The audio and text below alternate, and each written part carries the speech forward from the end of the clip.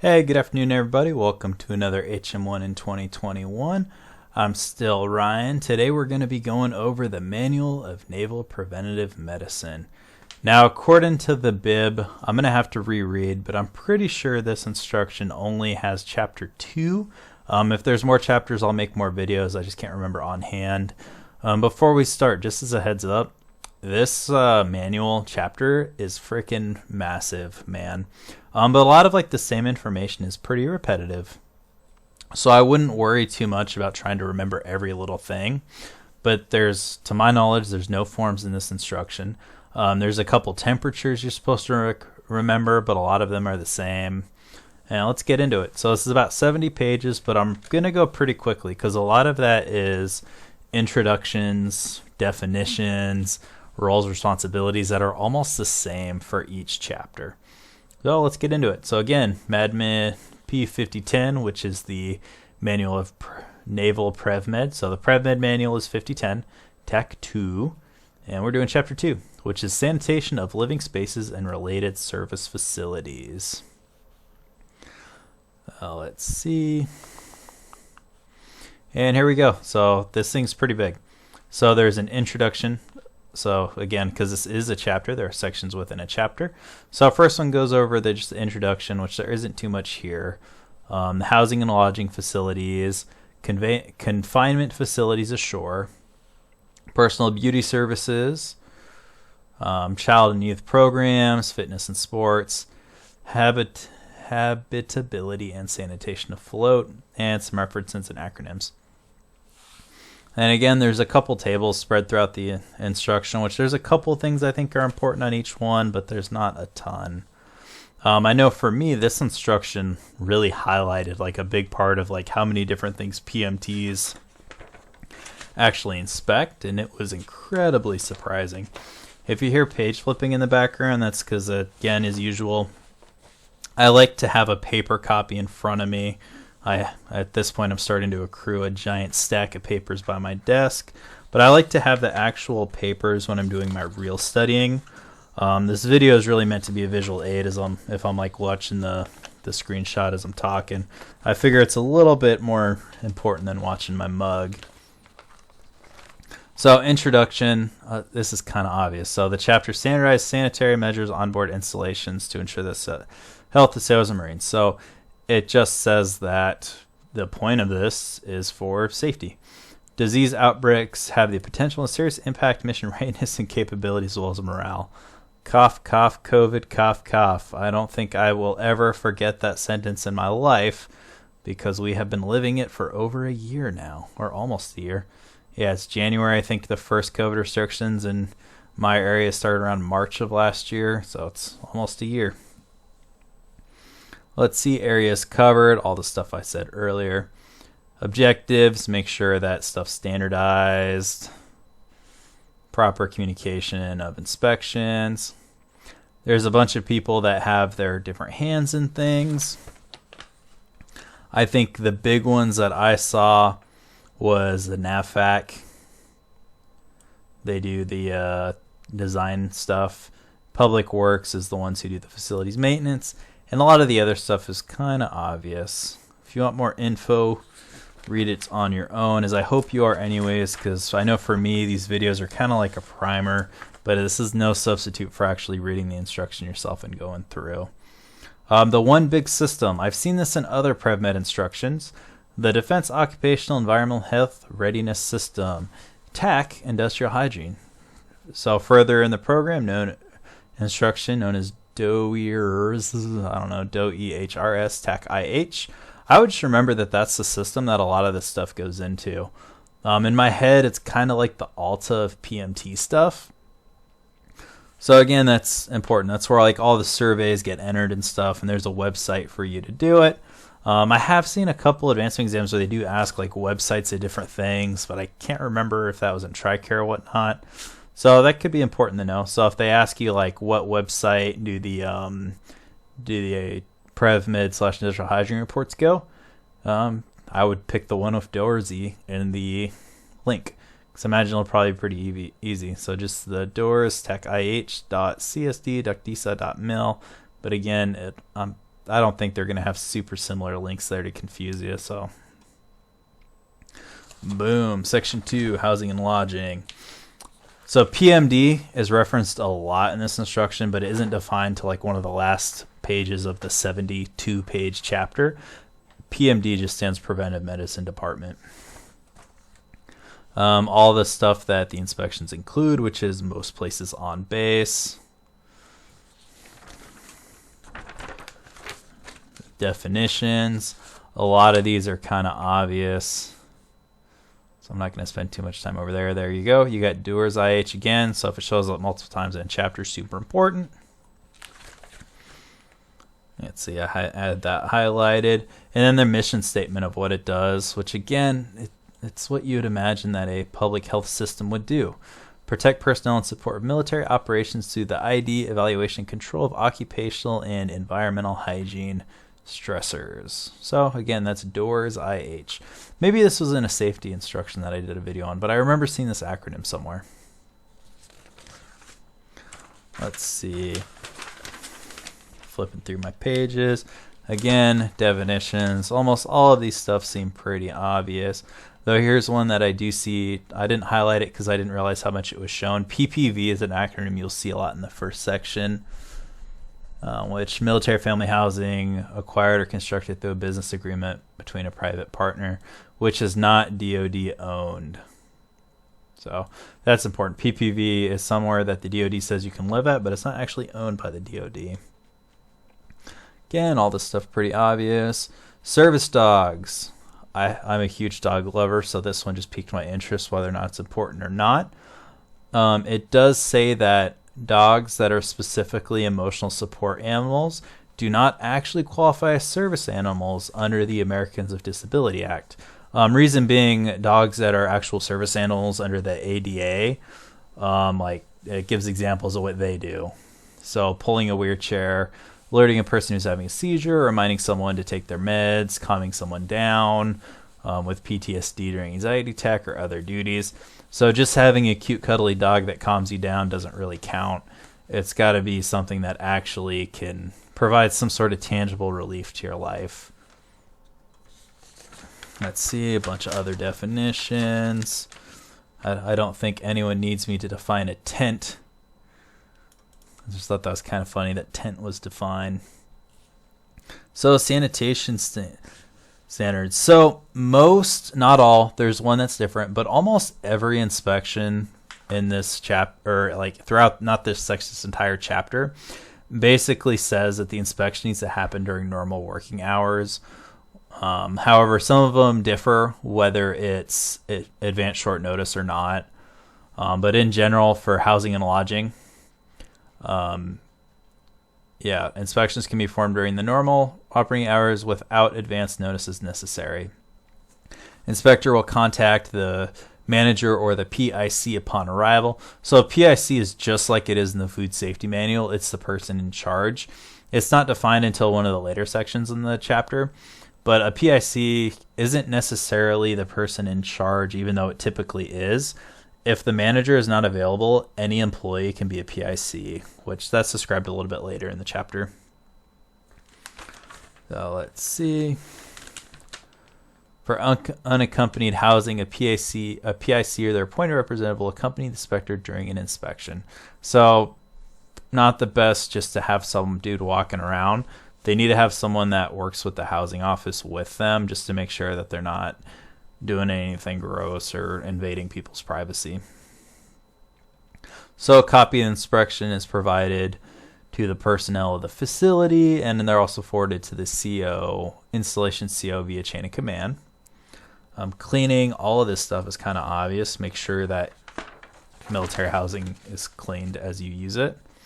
So cleaning, obvious stuff. Common areas. There are some things that like it gives you a date or how often, frequency. So for that stuff, I kind of just pick out because easy exam questions, how often does X, Y, or Z need to happen? So here's one right here. Floors must be vacuumed or swept and mopped daily. And this is for common areas. Floor must be kept free of any accumulation of dirt. You need to have a bunch of hand soap and hand cleaning stuff available. Gear lockers must be cleaned daily or cleaned daily. Water, again, you need to have adequate water, basic living. Must be a supply of hot and cold water. Here's that temperature that I said earlier. This 120 degrees must be the magic PMT hot water temperature, because it's referenced on almost every other page in this entire chapter. So hot water should never be higher than 120 degrees Fahrenheit to prevent scalding. So again, even if it's not really specific to like the housing part, through almost every part of this instruction, 120 degrees Fahrenheit is that scalding point. So just remember, 120 degrees or higher than 120 degrees is where someone can get scalded. Either way, it prevents scalding if it's 120 or less. Let's see, refuse. So bulk waste must be collected every 3 months. However, solid waste, which include food, must be collected at a minimum of weekly. So again, food waste weekly, bulk waste quarterly. There's a couple different ways that the bulk waste is defined throughout like some of the different types of housing offices, but it's typically, it'll say either quarterly or 3 months, which there's 4 quarters in a month. 12 divided by 4, or 12 divided by 3 is 4. So 4 months is 1 quarter. Let's see. Or actually, flip that. 3 months is 1 quarter, because 3 times 4 is 12, not 4 times. Yeah, confusing. The frequency of resident. So all the refuse must be stored in fly-tight, rodent-proof containers. Makes sense. Don't want bugs getting in stuff. Pest control must be part of the installation's pest management plan. Again, if it's like a proper noun, something important to at least recognize the acronym.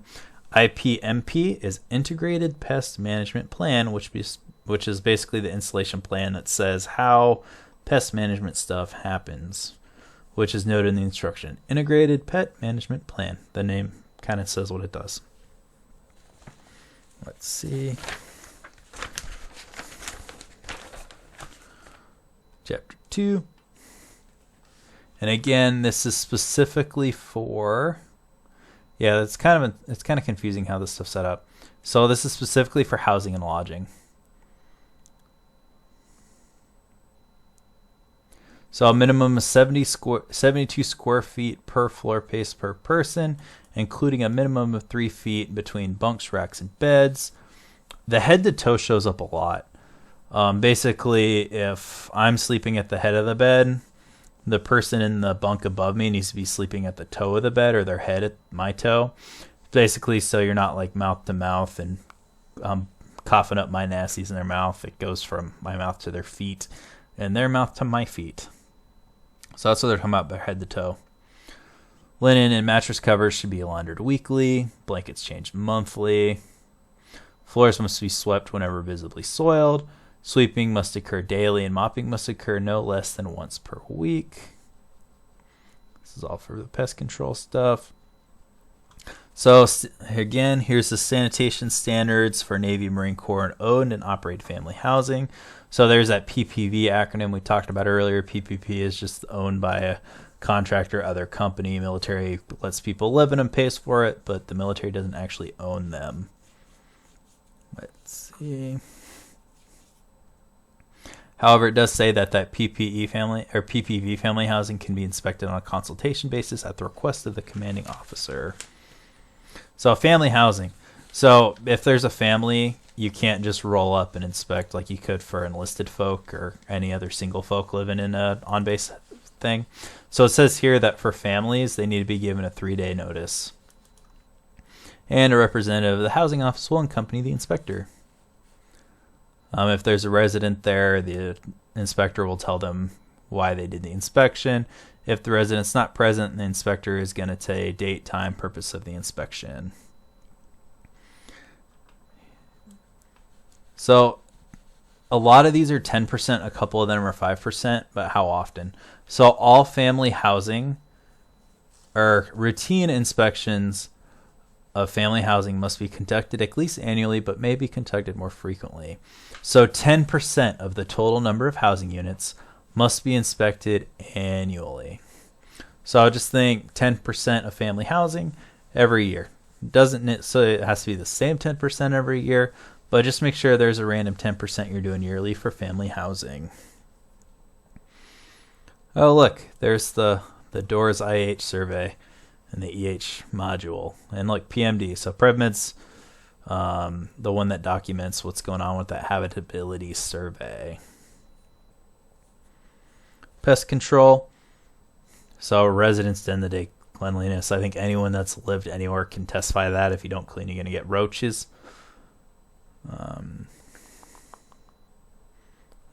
There's a time here, but I'm saying it conduct. Boom. Housing office must conduct pest management quarterly or more frequently. So in family housing, the housing office quarterly needs to spray for roaches. Doesn't specify roaches, but that's what I think of when I think pest management stuff. Again, a lot of obvious stuff there.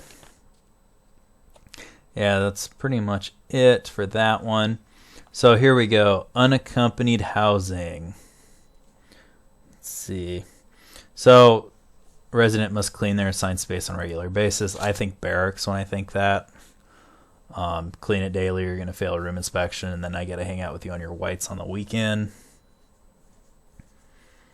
The housing office will inform residents to immediately report any maintenance or sanitation issues, which makes sense. If there's like paint off the wall coming off or the air conditioner doesn't work, and you report that to family, or to report that to the housing office, or you're going to get mold. So for unaccompanied housing, they get provided space per the design unless a waiver is provided. Requests for waivers to unaccompanied housing must be accompanied by a PrevMed review and conducted within a month of the date of the request. See again, head to toe sleep-in requirement. That shows up a bunch of times. Let's see. Here's the housing office minimum sanitation. So make sure that bathrooms are cleaned daily. Linens and mattress weekly. Blankets monthly. Sweep floors daily. Mop weekly. Sweep and mop whenever you need to. Unaccompanied residents are not allowed to have any type of live pet. Inspections. So for unaccompanied housing, there does not need to be any advance notice. Let's see, and routine inspections must be done quarterly, but maybe conducted more frequently. So note that the difference between family housing and unaccompanied is that unaccompanied is quarterly, family is yearly. Unaccompanied is also half as much each time. So even though they're doing it quarterly 4 times a year, it's only 5% each time. So that's if you're not allowed to do the same 5%, which it doesn't say you can't, around 20% of the rooms, unless the same people get pulled by randomness. So 5% per quarter.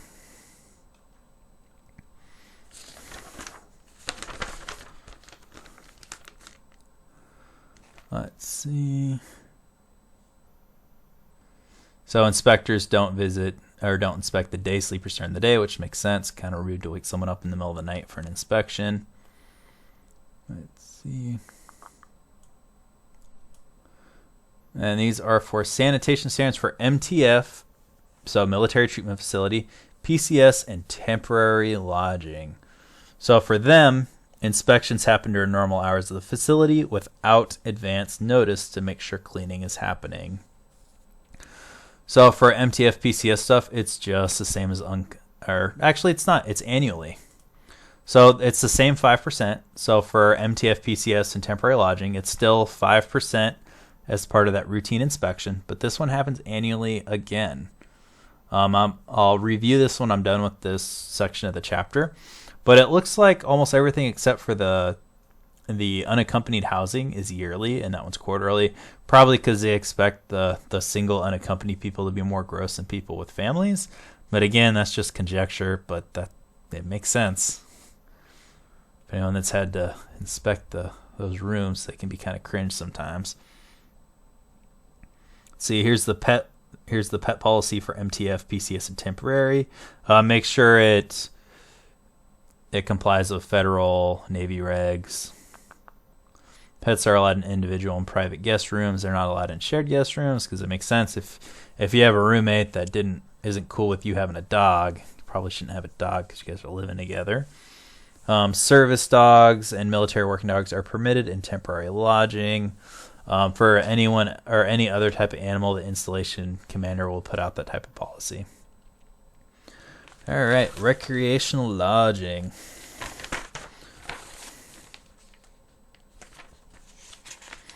I think I lost myself in my chapter. Here we go.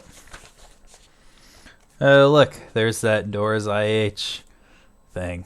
Shows up a lot. Must mean it's important. Here we go. Your routine inspections again annually. So annual 5%. Let's see. I don't see if it's. So there's your annual 5% for recreational lodging. So think of like the MWR type facilities. Again, keep it clean.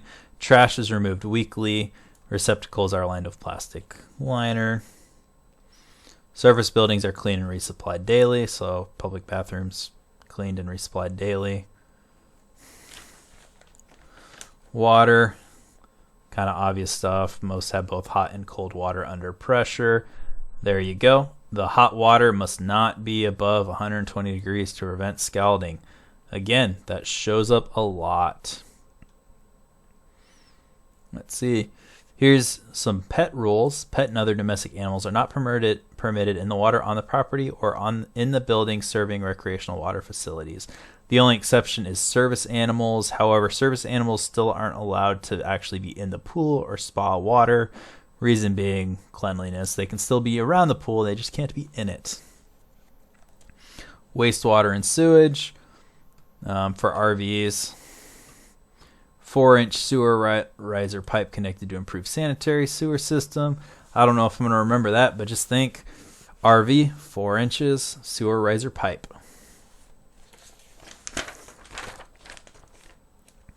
Refuse disposal, again, once every 3 months, so quarterly. Let's see. Pest control, kind of the same as the other stuff. Nothing really different there. Same with the pet policy. Confinement facilities. Intro is what you would expect. You're inspecting confinement, so brig, confinement, detainee, all that stuff is defined. Nothing super important. Inspections.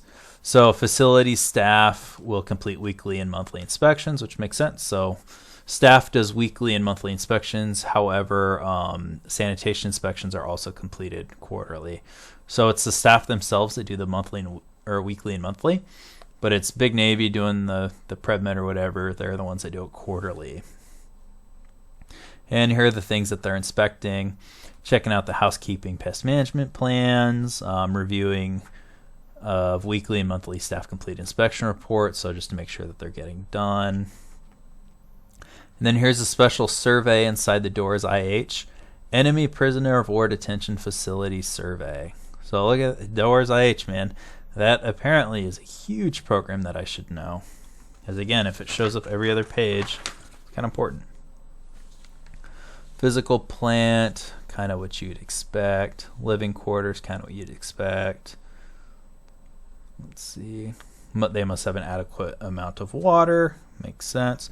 And look at that. 120 degrees to prevent scalding. So hot water should never be higher than 120. Hygiene areas. They need to have access to toilet and hand washing facility 24 hours a day without staff assistance when they're confined to their quarters. Pest control, what you would imagine. Nothing too big there. Food service areas. Yeah, this stuff needs to be clean. Just like with the unaccompanied and everything else, bed linen, towel, and face cloths must be laundered at least weekly. Blankets monthly, so that's just the same as some of the other housing stuff. Let's see. Then here's the staff. So installation housekeeping plan is it tells what the staff how often they clean. The cleaning must not be less than daily and should occur with each shift. So yeah, you should be cleaning daily, but honestly, if you have two 12-hour shifts, the cleaning should happen on each shift. That's it for detainees. I think the weekly, monthly was the same as all the other stuff. Really not too much in the confinement stuff.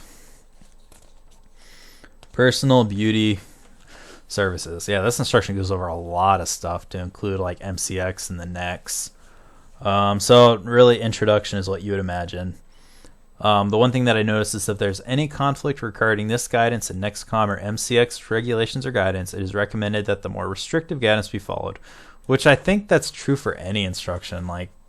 Like subordinate instructions can make things more strict. They can't make them more broad, but they can narrow them just as kind of rule and thumb. So that makes sense to me.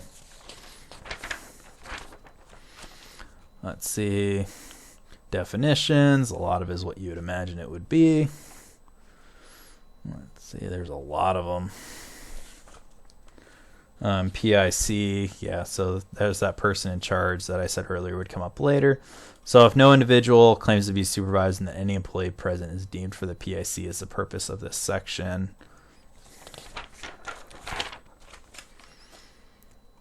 So inspections of PAN review. So responsibility for meeting the standards lies with the PIC because they're the person in charge. It's recommended that they self-inspect the establishment. So yeah, if I'm the manager, I should probably be making sure my spot's clean.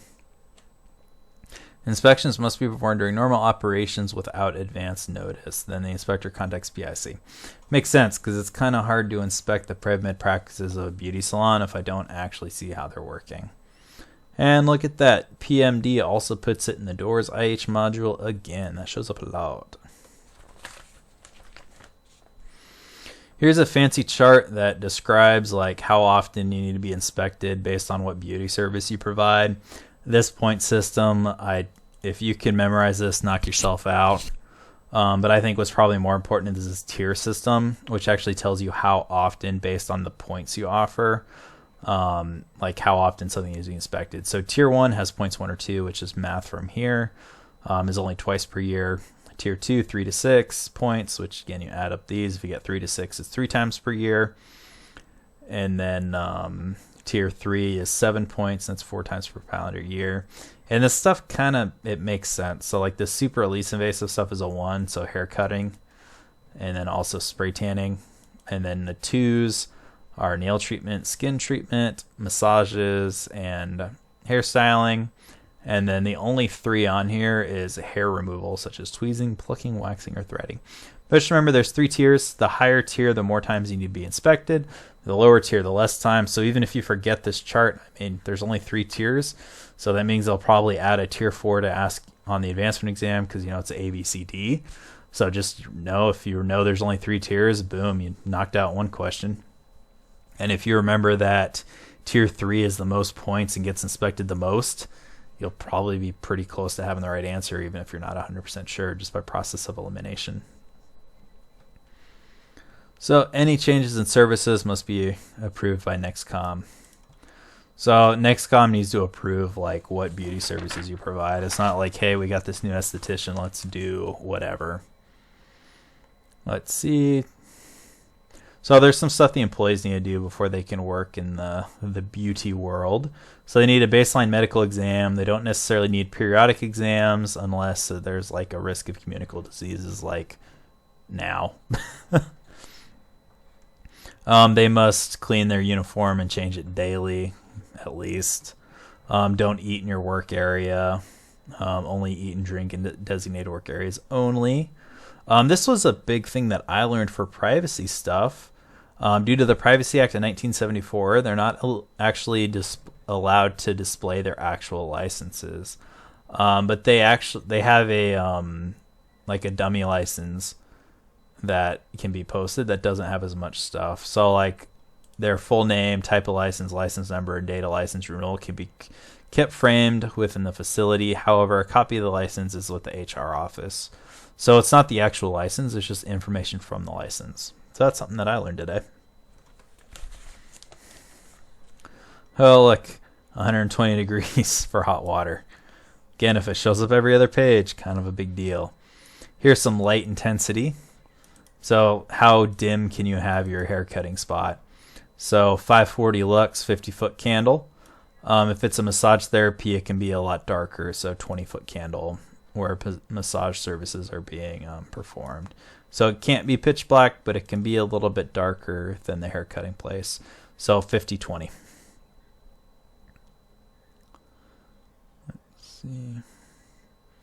So if there's any cosmetics that has a drug in it, it needs to be authorized by the FDA before the estheticians can tell you to use it. Examples of stuff like that would be some dandruff shampoos and moisturizers is listed right there.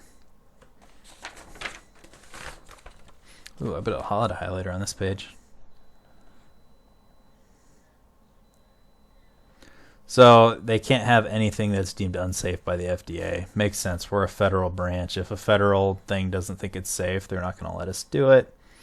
All instruments need to be cleaned between each patron. I think that's common sense for us healthcare folk. Electric shavers. So electric shavers are discouraged because it's hard to clean and disinfect properly. However, if you do use them, you have to have a removable blade guard to allow proper cleaning. Let's see, EPA hospital grade disinfectants is what you need for barbering tools, which Barbicide is one of them. Let's see, you're not allowed to clean stuff in formaldehyde. You also can't only use ultraviolet lamps as disinfecting. So if like the UV lights is part of the cleaning, so it's like you do your Barbicide, then you do your UV, that's fine. You just can't have UV lamps as your only means of disinfecting equipment. Probably because it needs to be the hospital grade. Here is another giant chart, which there's a lot of other things to memorize for this advancement exam, so good luck. Big things that I saw is a lot of this is solution mixed with water. Most of them has bleach or other, one has ammonium. So if you think combing stuff has ammonium, metal stuff has alcohol, shampoo bowls and stuff use Lysol. Makes sense. Clean just because you're cleaning physical stuff. Floors, bleach. Non-electrical instruments and food masks, bleach. Yeah, if you can remember all that pop knowledge, good luck. But there's too much other stuff we got to study. So employees wash their hands 15 and 20 seconds, which I think is pretty common.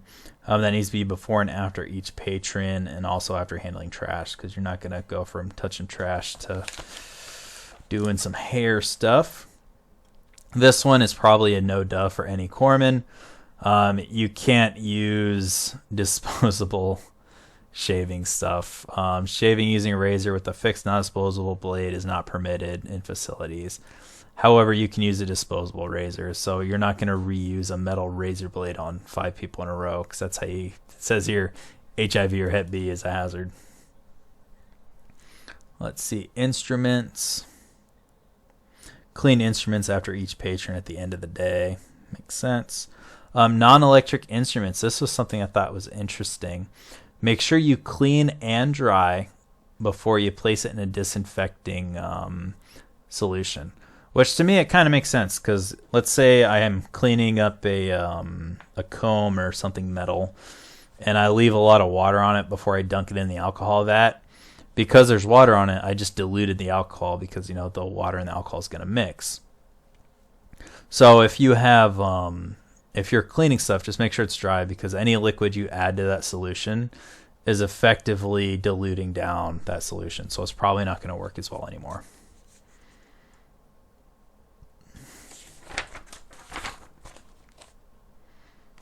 See.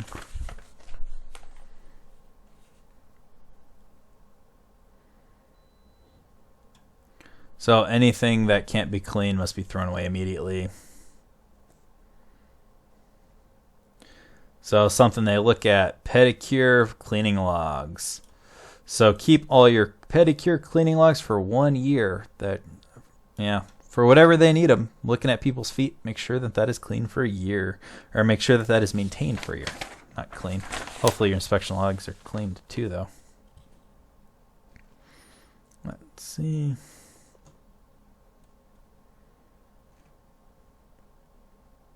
And this just has a how to clean a foot basin. I don't know how super important that is.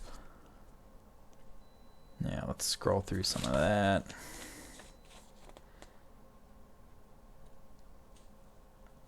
Here we go for waxing and hair removal. Let me try to find where my notes at. There we go. So after getting waxed, people are more susceptible to irritation or infection for up to 48 hours after the procedure. And there's some things you can do that probably isn't wise when your stuff's irritated.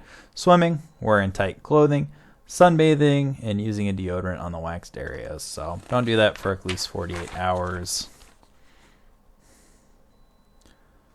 Let's see. Don't ever use a sugar, because glucose is sugar.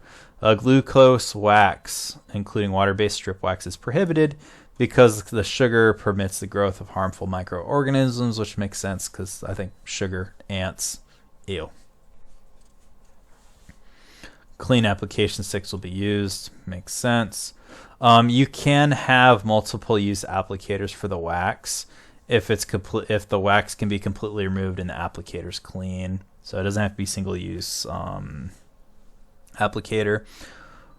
Wax can be poured out of one giant container and you can pour it as you need it, but you just can't put it back. So once you take the wax out of the vat, you can't put it back because it's considered gross at that point. And you can't top off partially full hot wax with fresh wax. You use it, then you throw it away. Let's see. Artificial nails. Well, let's see. So if there's any nail infections or anything gross, nail technicians can't work on them because there might be a public health issue. Spray tan. So exchange employees can only use a gun for spray tan. You're not allowed to use the booth because they don't have the good enough ventilation in them, and it's hard to track how much you're doing. Mud baths. Man, I don't think I've ever worked on a base where I was near an exchange that offers a mud bath. But that sounds pretty dope. Mud, I actually laughed out loud when I was reading. When they're referring to mud, they're not referring to garden soil. Yeah, like the mud masks aren't just something you grab from a backyard, add water, slap it on your face. Mud usually has something that defines here: seaweed, algae, volcanic ash, clay, minerals, which are mixed with drinking water. It's not just something you grab at the backyard and throw it on your face. It's like a specially cleaned stuff.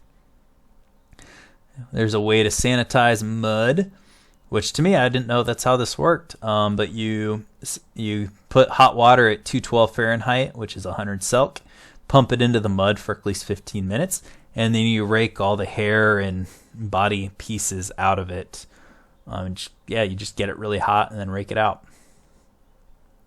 And then mud baths need to have a temperature monitoring. Look at that, 120 degrees again. So mud can't reach 120 degrees or more during client use. Let's see, prohibited practice. So not allowed to do invasive stuff, makes sense. Massage therapy, you're only allowed to massage certain body parts again. Scalp, face, neck, shoulder area, back, legs, hands, and feet. Basically anywhere aside from the, I think butt and genitals is what I'm reading there. Neck, shoulder area, back, leg, belly too. So pretty much anywhere aside from your belly and genitals.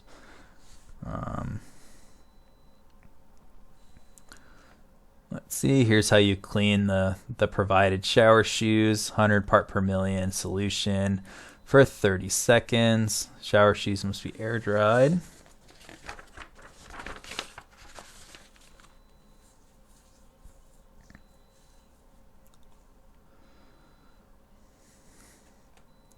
If you're using any liquids, creams for patrons, they need to be in clean, closed containers. They need to be correctly labeled, and there needs to be a way to remove the chemical without contaminating the rest. So like, I'm not gonna lick, or I'm not gonna use like, I'm not gonna like lick a toothpaste bottle and then put it back. It's some sort of soap dispenser where you can't like put the soap back because that would be gross. Hot rocks. So you can't just microwave a hot rock. You need to have special hot plates to do it. Let's see. So for heating units, you got to heat up the water when the rocks go in it. It's 110 to 130 degrees Fahrenheit, and that's going to heat the stones. There needs to be a thermostat. Just make sure the stones are properly heated. Don't want to burn somebody. And that's it. But I thought it was funny how it specifically says don't use a crock pot, TM, or microwave oven when you're heating up your hot rocks. You got to have an actual hot rock maker, which today I learned was a thing. Sports facilities, not too much in this one. Definitions, that's what you would imagine. So there's prescribed forms that you do the inspections on, but there is a specific publication that is for child and youth programs. That's called Caring for Our Children, the National Health and Safety Performance Standards Guidelines for Early Care and Educational Programs, 3rd edition, which it may come up. So there you go. So there is a specific publication that the PMTs use to look at child youth programs. Again, PMDs are strongly encouraged to look at that. So again, if any inspection says something is strongly encouraged, most commonly, highly, whatever, that to me that creates like a red, I don't want to say red flag because red flag typically has a bad connotation, but it definitely raises the flag that caring for our children, National Health and Safety Performance Standards, is something that maybe I should know. Fitness and sports facilities. I hope everyone knows what a gym is.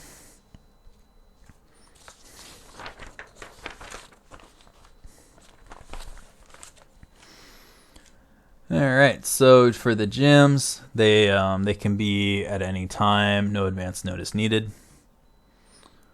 Let's see, again, all that is entered in the DOORS IHEH module, so industrial hygiene / X hygiene.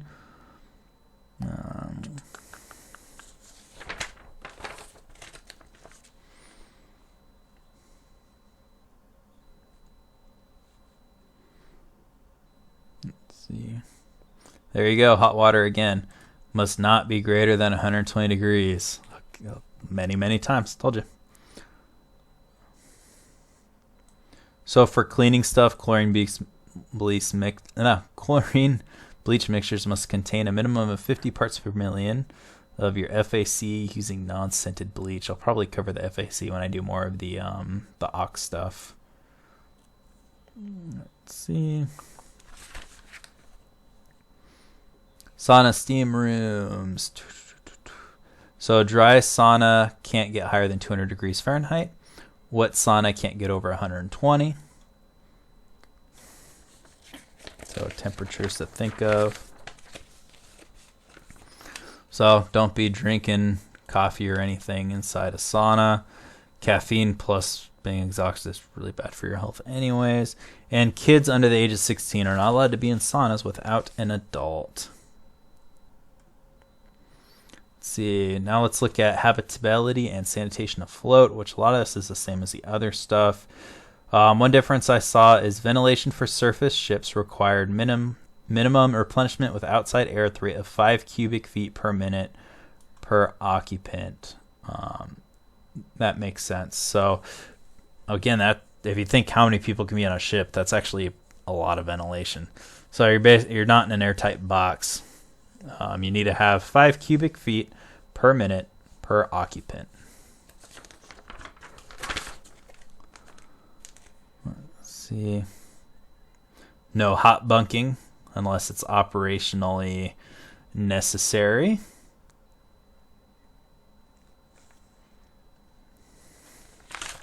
That's really it. Then for laundry, can't use your dirty water. It does say that for shipboard washing machines, they can use both fresh and seawater. However, seawater can only be used when you're outside a 50 fathom curve or 25 miles away from shore. So you got to be at least 25 miles away from shore before you use the water to clean a laundry. However, the water can never be polluted. Bunch of references, bunch of acronyms, which I said earlier. The PPV is the public-private venture. Trying to see if there are any other acronyms on there. PIC, PMD was PrevMed, ppm, parts per million, then there's the doors again. And sweet. That is it for us. Thank you all for watching. I know that was a long one, so I appreciate if you're able to make your way through. I know for me this one was rough. I did have a new subscriber, but let me pull up YouTube on my phone so I can give them the proper shout out. Thank you to Jesse Coffee 3 for subscribing to my channel. Hopefully this helps you. Again, if you guys have any feedback for me, please shoot it at me. I know my first few videos, the audio quality wasn't the best, but once I picked up this handy dandy headset, I think it got a lot better. If anyone has any recommendations for how I can make it a little bit better to read, or let me know how this shows up on your phone if you watch these on your phone. Other than that, sweet. Have a great night, everyone. I probably will do the next video sometime this weekend.